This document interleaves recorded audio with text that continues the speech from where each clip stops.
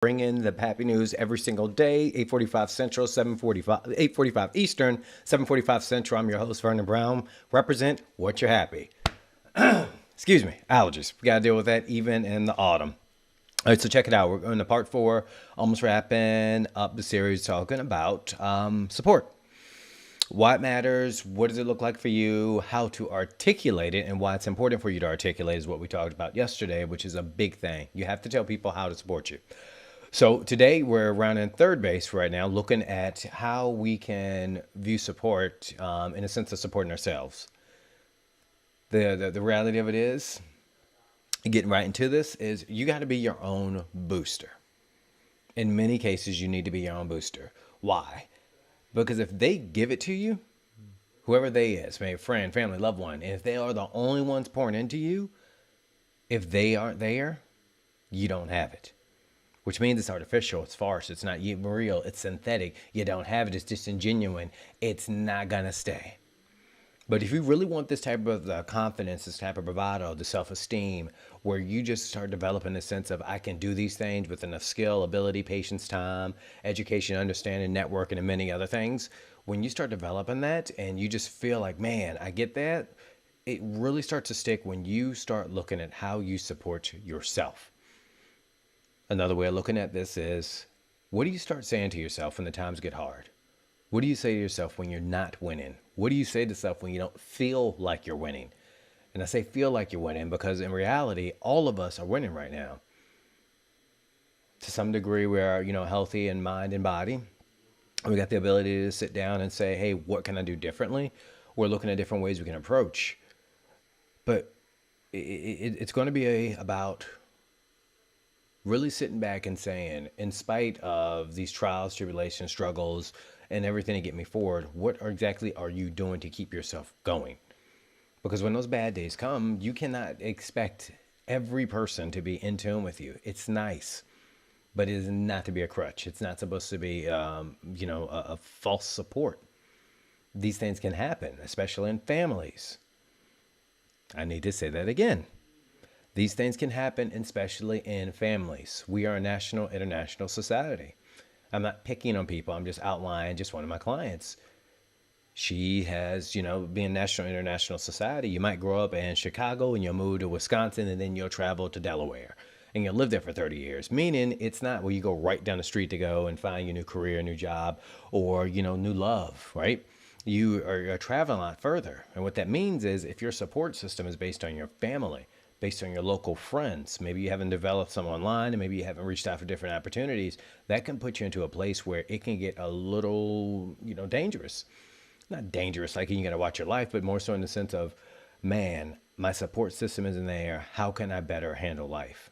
It's a question a lot of people don't ask because they get the sense of maybe something's wrong or something's flawed with them, flawed with life. It's not working in their favor, but the reality is they need some support. But what I'm talking about and the next step that is, until you get the support, how are you talking to yourself? How are you? Are you looking at yourself, calling yourself a loser? Are you saying, hey, I'm stupid? Are you getting critical and judgmental? Or are you saying, I'm smart enough to figure this out, I just need more time? Tomorrow's going to be better. A big revelation for me was when, you're going to have those days, and listen up to this. You're going to have those days where you only got 60% in the tank. That's it. At best, 60%. You can barely smile. It's even hard to smile. Sometimes you might struggle to be present. You're just at 60% at best, more so going through the motions. And then you go out there and you say, you know what? I'm going to give 100% of this 60%. I'm going to give all the 60% that I got. Majority of the time when people get home, they say, I failed. They will say, I fudged up. They will say, I wasn't at my best. You will say, I just, what did I mess up on this week to wear me out so bad? But it's what you say to yourself during these moments that really starts standing out. You didn't make a mistake. You didn't F up. You gave 100% of what you had.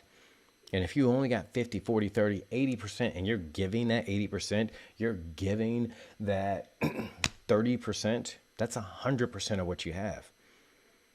And so when you're practicing being your own support, being your own booster, you have to make sure that you see things clearly. Because the way that you see things up here will oftentimes determine how you say things out here. And if you're maybe not saying these things outside, if you're talking to yourself in your head like the smart people do, who make sure that they're checking in with themselves and saying, hey, how am I feeling? How am I managing this? Does this feel good for me? Does this feel like it's moving me, further away from what I want? Because talking to yourself is good. I do it every single day. Or you're that person who just, buries yourself. Being your own booster takes practice.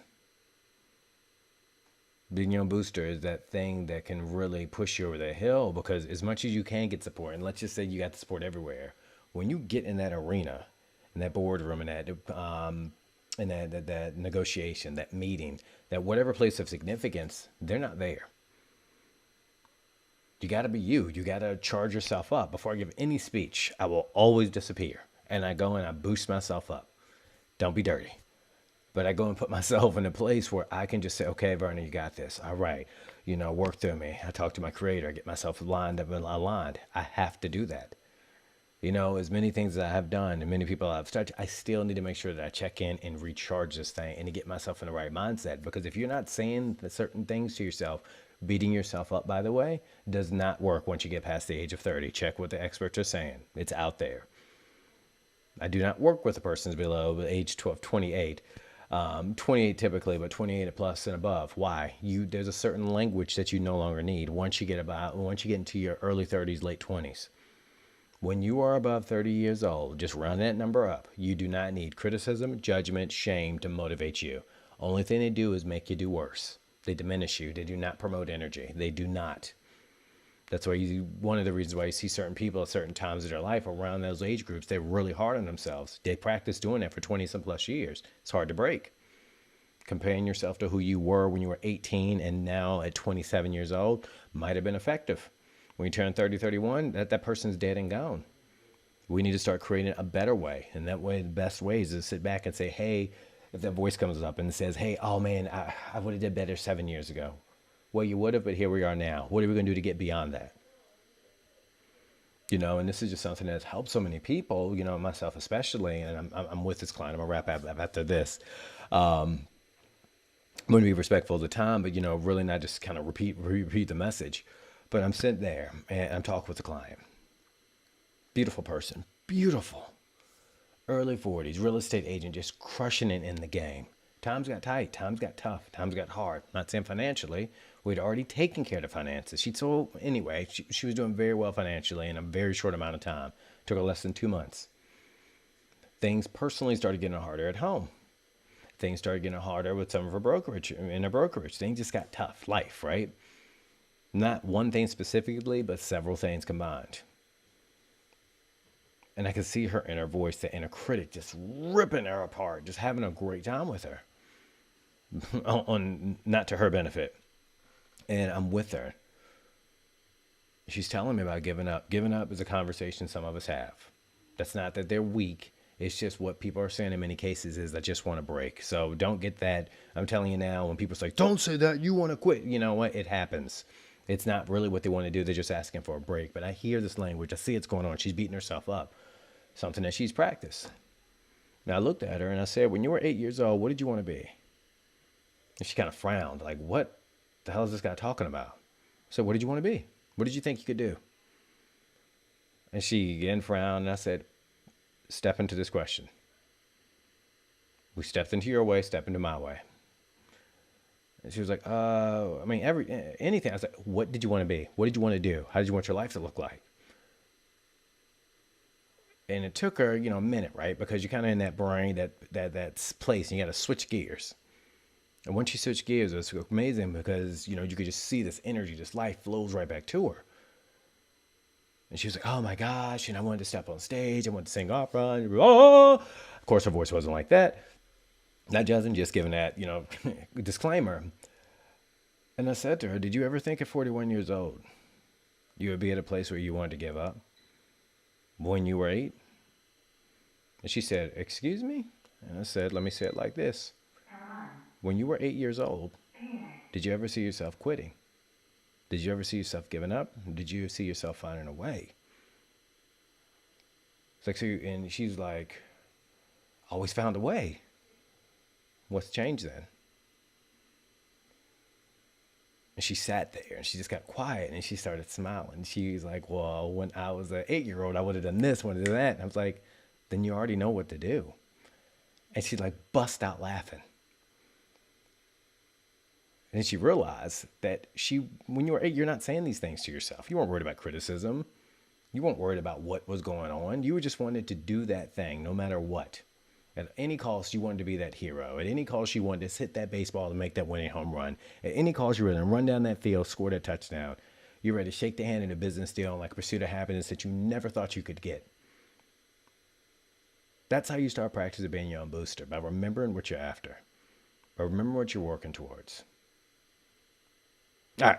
I got sappy and got deep enough. I will see you all tomorrow, checking it out, bringing you the happy news every day, at least 10 minutes a day, 11 minutes a day, 11 minutes a day, but typically 15 minutes. I'm going to see you all tomorrow. Stay live, stay kicking, and I got 2 more spots open for one-on-one coaching. Anybody who's struggling with what to do next syndrome.